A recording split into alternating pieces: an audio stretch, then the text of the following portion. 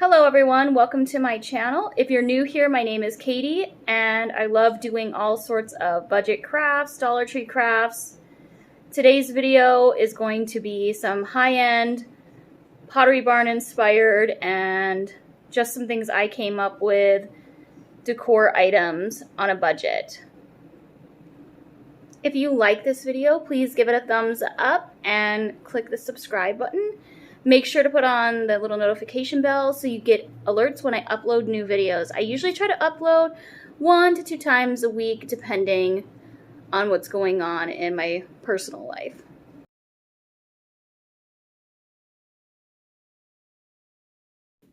So for this first craft, you're going to need some Spanish moss, 6 branches of the glitter branches, 3 of the grasses with feathers, and 2 packages of the glitter bats and some floral foam. I used 2 blocks and cut them up. You're also going to need a vase. I got mine at Michael's for like $4 in the clearance section because I couldn't find any of the small metal planters at my local Dollar Tree. So you can use those or any other container of your choice, whatever will hold the branches.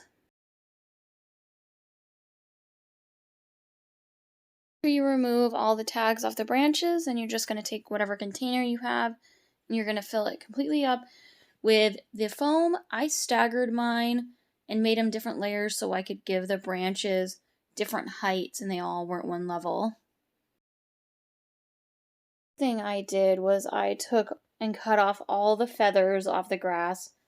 I thought they were pretty, but it wasn't really the look that I was going for, so I just took them off and just used the grass. Let me know in the comments below if you like it with the feathers or if you like it without the feathers. So first I put the 3 grass branches in, and then I started adding in the glitter around it. I put the grass on the outside and I just kind of played around with the placement of them, moved them around to where I like them. All my branches were in place, I took my back clips and just started clipping them onto the glitter branches so they blended in and kind of looked like it was part of it.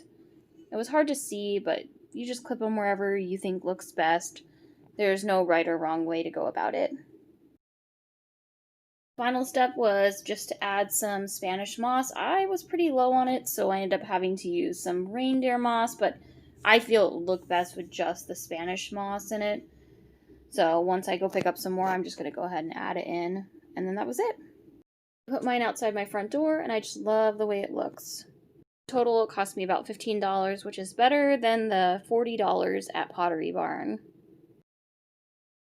This next project, you're going to need some Mod Podge, scrapbook paper, these October 31st stickers from the dollar spot at Target, and a square sign.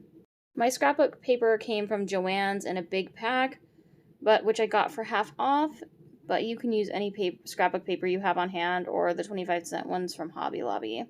So after I removed the twine, then I wanted to use 2 different types of scrapbook paper. I was originally going to do just the bats, and then I changed my mind and wanted to give it some more dimension.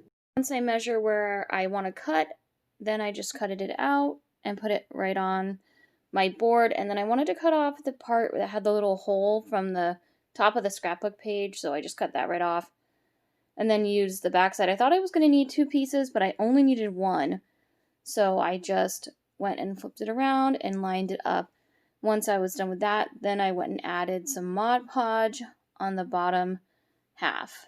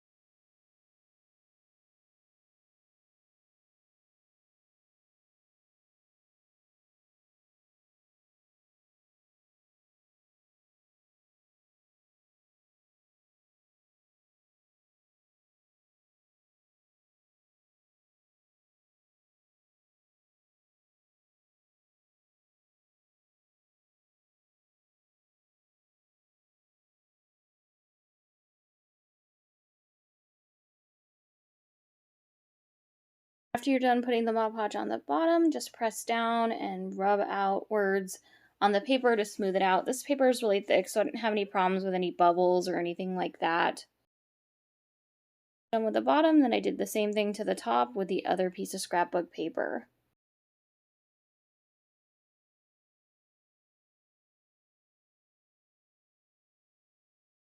Once I was done with that, I trimmed off all the excess that was hanging off the side of the sign. I would definitely recommend an X-Acto knife. It'll give you a much cleaner cut than scissors. I just can't find mine at the moment and need to buy a new one.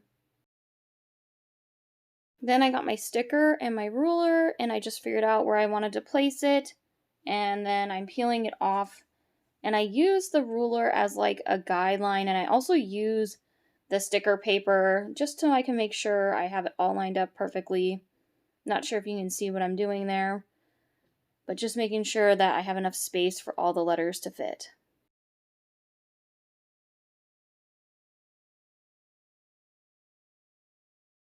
I was done adding the 3 and the 1, I decided that it needed a little something extra, so I just took one of the bats that I had that was on the branches and stuck it in the corner, and then I took the leftover twine that came from the package and hot glued it onto the back to make a loop to hang it.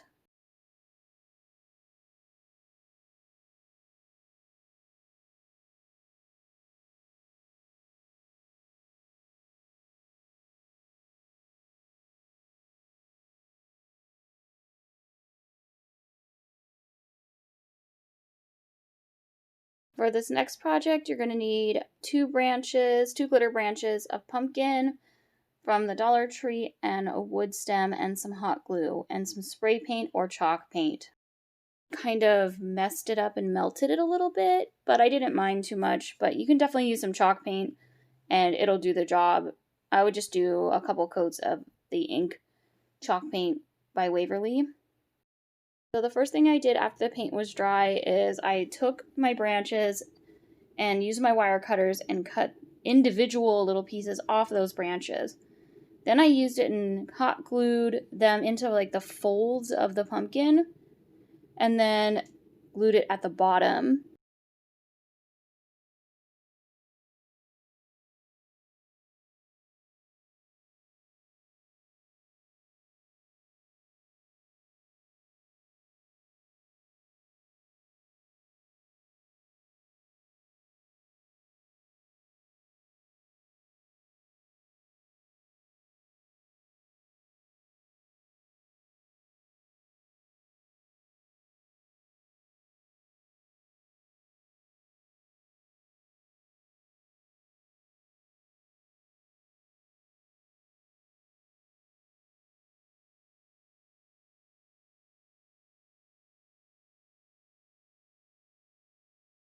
Once that was all done, I went in and filled in the gaps with other pieces of branch that I cut off of them that were kind of smaller, and I staggered them, or sometimes I just lined them up next to each other just to fill in the spaces in between.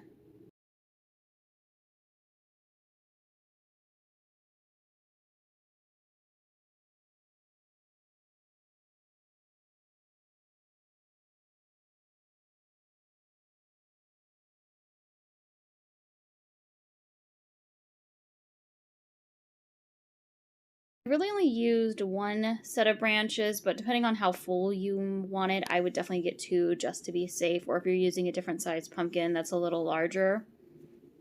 I needed to add a stem on it, and so I had some of the wood stems from the Dollar Tree, and I just added those on, and I kind of call it my evil forest pumpkin. First stem would be to get some air dry clay and shape it into the stem that you would like. If you like this video, please give it a thumbs up and tell me in the comments below what's your favorite part of